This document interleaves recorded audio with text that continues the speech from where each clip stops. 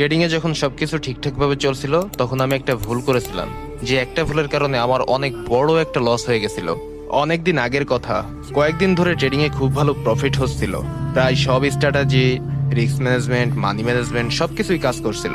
কিন্তু তারপর বন্ধু বান্ধব আমার কাছে যখন জানতে চাইলো যে আমি কি করি, তখন আমি তাদেরকে ট্রেডিং সম্পর্কে বললাম এবং নিজের কিছু প্রফিটও তাদের সাথে শেয়ার করলাম। কেন জানি না সেখান থেকে শুরু হলো আসল সমস্যার। এক মাসে আমি যেটা প্রফিট করেছিলাম, একদিনের ট্রেডেই আমি সব লস করে ফেলি। রিস্ক ম্যানেজমেন্ট, মানি ম্যানেজমেন্ট কোনো কিছুই যেন কাজ করছিল না। আমার তৈরি করা যতগুলো স্ট্র্যাটেজি ছিল সবই যেন ফেল হয়ে গেল। সবকিছু যেন হঠাৎ করেই খারাপ হতে শুরু করলো। ভাই, নজর জিনিসটা আসলে সত্য।